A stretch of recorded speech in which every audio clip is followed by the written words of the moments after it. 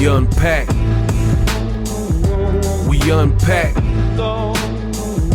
We unpack. Coming to you live, Boxing Ego unpack. Yeah. We unpack. We unpack. We unpack. Coming to you live. Wow. Beterbiev versus Bivol 2 to take place in a smaller arena to promote a better atmosphere. Wow. What's this action? So Boxing Scene broke this story and I want to go over it. It seems those at General Entertainment Authority, headed by Turkey, have listened to the voices that speak of a perceived lack of atmosphere at the Riyadh season shows in Saudi Arabia and switched this weekend's last crescendo event, headlined by the rematch between Beterbiev Bivol, to a smaller venue. The first bout, which ended in a tight majority Beterbiev win in October alongside two Titanic, blah, blah, blah. The arena, it says, had a vast space with room for 25,000 fans. That arena was also the setting for December 2023 card with Joshua and Wilder in separate fight, right? Though the action on display has been largely exciting, many felt that the number of empty seats on display during the live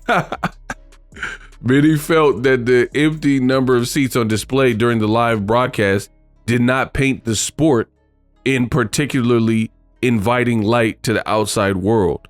Thus, the decision has been made to move Beterbiev Bivol and its vast undercard to a nearby venue that holds 6,000 fans. The venue has been used for a boxing event once before, Gilberto Ramirez and Chris Billiam Smith in a cruiserweight showdown. It is understood the organizers are expecting a sellout crowd. A sellout crowd of 6,000, down from 25,000. So, listen, I'm the best in the business and it's not even close. You can get your information from wherever you want, but the resistance, this is what they don't want you to know. For starters, I made a video about it. Daniel Dubois pulled out sick and his title fight with Parker got replaced in exchange for Bicoli. Bicoli, he looks kind of big. He did not have a full camp. So, I don't even know what to expect from the fight. And it seems that this is Bicoli. You see, this is him in a recent picture. He looks pretty big, and rightfully so. He's a fighter, but he wasn't preparing until May for his actual fight. Shakur Stevenson was supposed to fight Floyd Schofield. They had some spicy talk. That fight got canceled and changed to Padley, right? So 2 of the fights in the top 3 slots got compromised on fight week.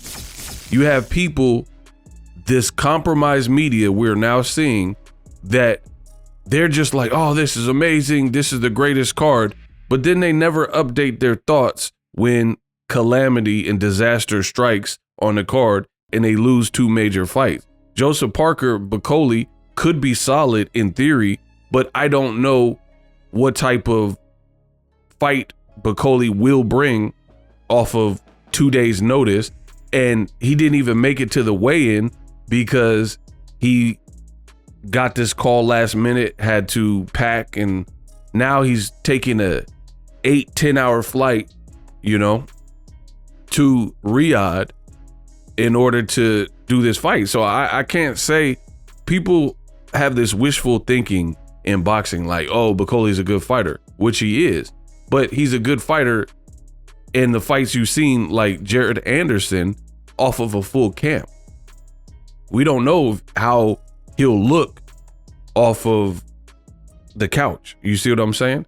So we just have to cross our fingers and hope for the best and hope for it to be an appealing fight. I've already went over this. Now you could listen to me there's a lot of low quality content available online. Cheap thumbnails, bad audio quality, distorted audio, chopping, low sound, bad visual quality. And most importantly, the information is bad. You have people who talk about Tank 24/7, and they're going to make up lies about Tank's personal life and, tell you that Gervonta Davis, nobody wants to see his fight with Lamont Roach. Tickets aren't selling, this and that, right? Meanwhile, there's an actual fight card, which happens before Tank's fight, and they're reducing the venue size to try to make the atmosphere appear better because people have complained about these shows in Saudi. So again, I show my place in this game of boxing. While everybody else was glazing, your boy Ego was being objective and explaining some of not just the positives, but also the downsides with the fights in Saudi Arabia. If Saudi Arabia, I don't even understand what the end goal is. We understand they have money and they're trying to make a play. People say, oh, they're trying to increase tourism. Okay, so how many of your friends have went out to Saudi Arabia who are not media, but as fans, to go to Saudi Arabia to watch Usyk Fury 1 or 2, or to watch Beterbiev 1 or 2? Do you know, this is my question to you in the crowd, if you're watching this video, if you can hear my voice, do you know anyone that is non-media, that doesn't cover boxing, purely a boxing fan, that doesn't live in Saudi Arabia, but went out to Saudi Arabia, right, for Beterbiev Bivol, this card that they say is the greatest card in history and stuff like that, right? So for me, it's cool fighters are getting paid, but at what cost? There's other elements here. Like the fight week festivities, me as a boxing fan, I haven't watched any of it really. I've seen highlights and I cover boxing. Let me know in the comment section if you watched the weigh-ins from start to finish, right? So again, you have compromised media. They're going to say the opposite of what I'm saying. Just get used to it. They're going to say this is the greatest card, the biggest card, and they're doing everything in their power to try to make that voice louder and louder. This is the best card. Usually when you have a fight that is in such demand, you're opening up section. You're not taking it from a 25,000 seater to a venue that only holds 6,000. You have just listen to what I'm saying, people. Again, you have people, and I can't wait because Tank is about to set another record. You have content creators and fans, and they're saying, oh, no one wants to see Lamont Roach. What are you going to say when he beats his own record, which is the Rolly fight at the Barclays Center? What are you going to say when the fight that nobody wants to see, according to old media and the resistance, that nobody wants to see with Lamont Roach surpasses the money earned at the live gate for Devin Haney and Ryan Garcia, which just took place last year in that same Barclays Center, right? And how do you explain this? People are like, oh, Tank can't sell. No one wants to see his fight. Then why are they not reducing the crowd for Tank? Meanwhile, you have a fight tomorrow, and I'm showing you is being reported by Boxing Scene, which is reputable, right? And they're literally reducing the venue size to try to make it good. They're doing stuff like, oh, subscribe to Ring Magazine, win a car. Order this fight on DAZN, win a car. They're not doing that for Tank fights because Tank can sell. So everything I've said is true. What Tank said is true. The people who can't sell are typically fighting on Saudi Arabia cards, minus Canelo Alvarez, who can sell, but he just got overpaid an exorbitant amount to really cherry pick and fight guys that the crowd hasn't asked him. We're seeing reports that Martin Bakole taking this fight with Joseph Parker is getting $475,000, which is roughly $600 US, 475 pounds. What? Bro, so you're saving the whole event. They're like, oh, the Saudis have unlimited money and stuff like that. This man is replacing a champion. He's risking it all. He already had a May fight in America with F.A. Jogba that was good. And according to Daily Mail, he's only getting $600,000 to come in and save. I mean, obviously he took it, so that part is on him. But for me, it couldn't be me. It couldn't have been my fighter. If I'm saving your whole event, your whole co-main, and got to fight a former champion, I would definitely make sure my fighter would have to see M's. You guys got all this money. You're saving cost on the venue size, as I've reported, and you need me. I could just fight in May. You know what I mean? So I understand. And ultimately, this is going to be a cautionary tale, I really feel, because you have fighters who are short-sighted and they're trying to take a shortcut to popularity and to the bag. And over time, they're going to be fighting whoever is assigned to them and these types of things. And their career is going to be in shambles. And then their fan base, this ain't the UFC. That's why Turkey was pitching boxing needs to, ease up on dogging fighters with a lot of losses and stuff like that. But Turkey can't change the culture of boxing. The boxing fans, they're going to act how they want to act. They're going to support what they want to support. So again, you can listen to me and my videos where I'm telling you, and it's being reported, and I'm showing you receipts that Beterbiev, Bivol, this card has all of these fights, yet they're putting it in a smaller venue. That is unheard of. Imagine Floyd Mayweather, like I said before, Manny Pacquiao, he's a young and hungry lion.